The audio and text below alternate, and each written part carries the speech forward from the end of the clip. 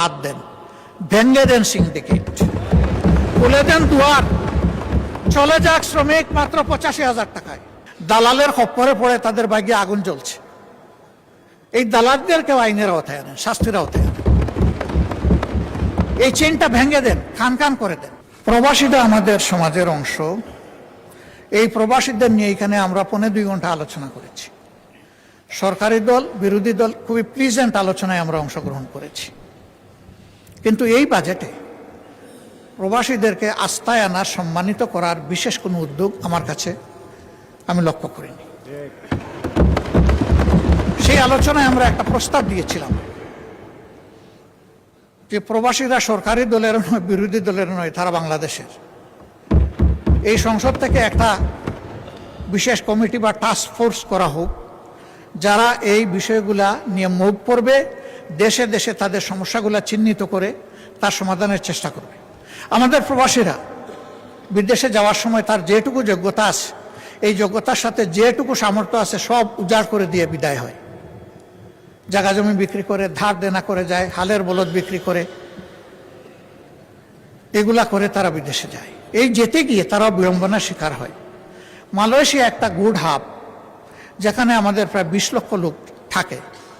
সেই জায়গায় অতীতে অনেক কেলেঙ্কারি হয়েছে।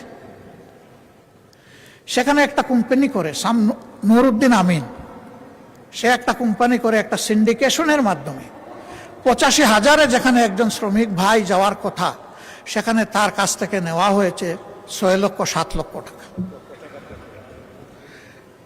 এখনো সেইটা বহাল আছে। আমি এই গণতান্ত্রিক সরকারকে অনুরোধ করব, হাত দেন, ভেঙে দেন সিন্ডিকেট, খুলে দেন দুয়ার, চলে যাক শ্রমিক মাত্র ৮৫,০০০ টাকায়। যারা জেলের ভিতরে আছে তাদেরকে মুক্ত করার জন্য আমাদের মাননীয় প্রধানমন্ত্রী তার সফরে কথা বলেছেন, ধন্যবাদ।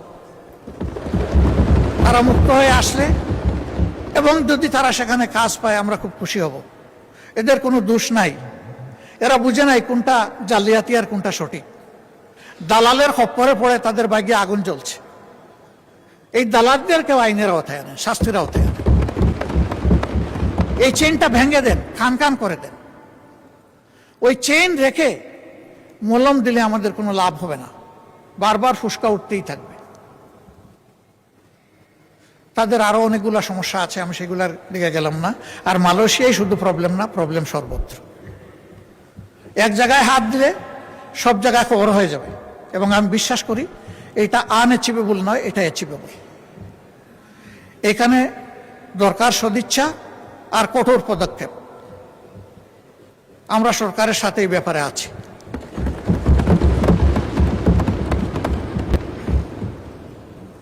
এই প্রবাসীরা আমাদের সম্পদ, তাদেরকে যেন আমরা যথাযথ সম্মান করতে পারি। আমি আবারও বলবো, গত সেশনে এই সেশনে যে ফ্রুটফুল ডিসকাশন হয়েছে, এর ভিত্তিতে কিছু একটা করেন, তাদের আস্থা ফিরে আসুক। যদি আমরা স্বচ্ছতা মেনটেন করতে পারি, আমাদের প্রবাসী ফ্লো আবার বেড়ে যাবে, অনেক বেড়ে যাবে।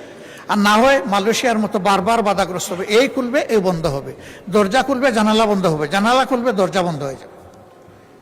এই বিপদ থেকে বের হয়ে আসা দরকার। মাননীয় স্পিকার, এখানে এই বাজেটে আমাদের